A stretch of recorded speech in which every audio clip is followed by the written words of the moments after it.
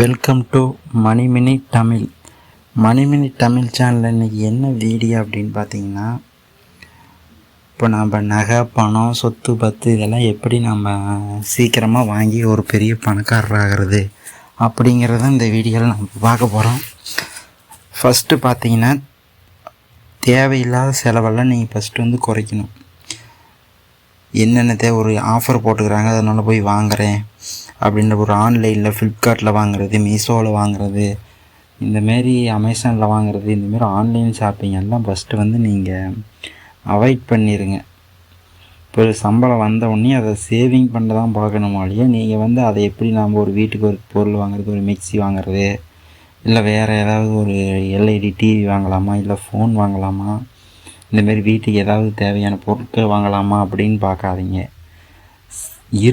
என்ன இருக்குதோ அதை வச்சு நீங்கள் சமாளிக்க பாருங்கள். வருகிற வருமானத்தை வச்சு எந்த பொருளுமே நீங்கள் வாங்க ட்ரை பண்ணாதீங்க. ரொம்ப அது வாங்கியே ஆகணும் அத்தியாவசியம் அப்படின்னா மட்டும் வாங்குங்க. இல்லை ஒரு ஆடம்பரத்துக்காக எல்லோரும் பக்கத்து வீட்டில் வச்சுக்கிறாங்க, அங்கே வச்சுக்கிறாங்க, இங்கே வச்சுக்கிறாங்க, ஆடம்பரத்துக்காக எந்த பொருளுமே வாங்காதீங்க. ஒரு சேர் வாங்கினா கூட நீங்கள் அதை அவாய்ட் பண்ணுங்கள். கீழே உட்காந்து பழகுங்க. கீழே உட்காந்தா உடம்புக்கு நல்லது. அந்தமாரி எந்த ஒரு இதுவுமே வந்து நீங்கள் ஒரு ஆடம்பரத்துக்காக எதுவும் வாங்காதீங்க. இந்தமாரி முதல்ல ஒரு மாதம் அப்புறம் செலவுகளை எழுதி பாருங்க. இப்படி வாங்கிட்டே இருந்தீங்கன்னா பணம் மெதுவாக காலியாக தான் போகும்.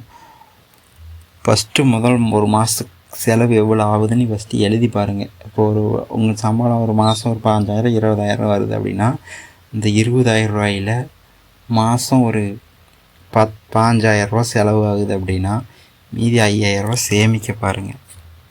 ரெண்டாவது பார்த்தீங்கன்னா, முதல்ல சேமிப்பு அப்புறம்தான் செலவு. இப்போ நிறைய பேர் என்ன பண்ணுறாங்கன்னா, முதல்ல செலவு செஞ்சுட்டு மீதிக்கிறத சேமிக்கிறாங்க. ஆனால் அப்படி பண்ணக்கூடாது. முதல்ல வந்த உடனே உங்களுக்கு மாதம் எவ்வளோ செலவாகுங்கிறது உங்களுக்கு தெரியும். அப்போ மாதம் 5,000 ரூபா செலவாகுதுன்னா அந்த 5,000 ரூபாயை மட்டும் செலவு பண்ணிட்டு மீதி 5,000 ரூபாயை நீங்கள் ஒரு இன்வெஸ்ட்மெண்ட்டோ இல்லை சேவிங்ஸோ ஏதோ ஒன்று பண்ணுங்கள். ஒரு சின்னதாக தொழில் ஆரம்பிக்கிறீங்களா, அந்தமாரி ஏதாவது ஒன்றில் முதல்ல சேமிக்க பாருங்கள். அப்புறம் பார்த்திங்கன்னா, தங்கம் வாங்குகிற பழக்கத்தை நீங்கள் இது பண்ணிக்கிங்க. சின்னதாக கூட வாங்கலாம். மாதம் இல்லை டெய்லியும் கூட வாங்கலாம். 1 கிராம் 2 கிராம் அப்படின்னு வந்து டிஜிகோல்டுன்னு ஒரு ஆப் இருக்குது. அதை பற்றி ஒரு வீடியோ நான் இன்னொரு அடுத்த வீடியோவில் சொல்கிறேன். அந்த டிஜிகோல்டுன்னு ஆப்பை உங்கள் மொபைலில் இது பண்ணிட்டீங்கன்னா அங்கே வச்சிங்கன்னா டெய்லி 1 ரூபாய்க்கு கூட டெய்லி 100 ரூபாய்க்கு கூட நகை வாங்கலாம். டெய்லி 100 ரூபாய் அதில் நீங்கள் பே பண்ணிங்கன்னா அதுக்கு உண்டான உங்கள் நகை வந்து உங்களுடைய அக்கௌண்ட்டில் ஆட் ஆகிக்கும். இதுமாரி ஒரு 11 மாதம் கையில் எவ்வளோ அமௌண்ட் இருக்குது, 100 ரூபாயோ இல்லை 500 ரூபா 1000 ரூபாயோ உங்கள் டெய்லியும் நீங்கள் நகை வாங்கலாம். எத்தனை டைம் வாங்கினா வாங்கலாம்.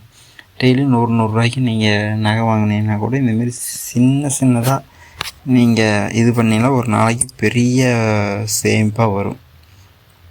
ஏன்னா சிறுகு சேமித்தா தான் அது ஒரு நாளைக்கு பெரிய நகையாக மாறும். அதனால் வந்து சிறு சேமிப்பு சிறு துளி பெருவெல்லாம் வாங்கலாம். அதுமாரி 100 ரூபாய்க்கும் நகை வாங்கினாலும் சரி, இல்லை நீங்கள் நகை வாங்கலை, நீங்கள் ஒரு தொழிலில் இன்வெஸ்ட் பண்ணுறீங்க அப்படின்னா வர ஒரு அமௌண்ட்டு அந்த ஒரு மாதம் 5,000 ரூபாய் நீங்கள் சைடு பிஸ்னஸ்ஸு சிறு தொழில் அப்படின்னா அதுக்கு நீங்கள் சேர்த்து வச்சாலும் சரி, இன்வெஸ்ட் பண்ணிட்டு வாங்க.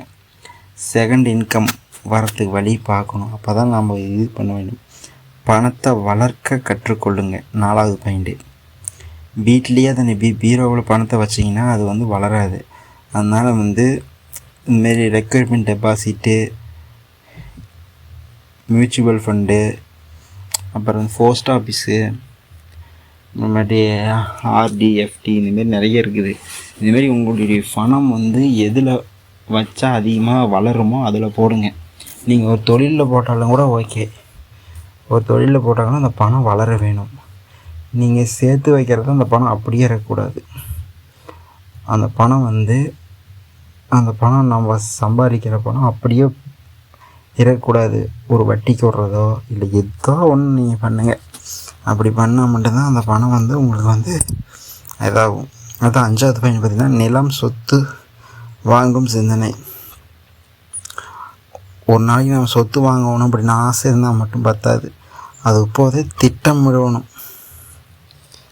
சின்ன நிலம் ஒரு சென்ட் வாங்கினா கூட அது பார்த்திங்கன்னா கொஞ்சம் சீக்கிரமாகவே அது ஒரு பெரிய அமௌண்ட்டாக மாறுது.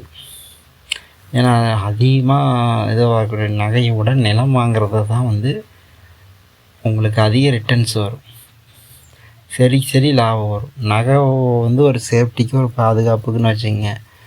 இப்போ நீங்கள் ஒரு நிலம் வாங்கி போட்டிங்கன்னா அது ஒரு 5 வருஷத்துக்கு கழித்து பார்த்தீங்கன்னா 5 வருஷம் 10 வருஷத்துக்கு கழித்து பார்த்தீங்கன்னா அது ஏகப்பட்ட ரேட். அந்த ஏரியாவை பொறுத்து, இந்த ஏரியா டெவலப்மெண்ட்டை பொறுத்து அது ஏகப்பட்ட டெவலப்மெண்ட் ஆகும்.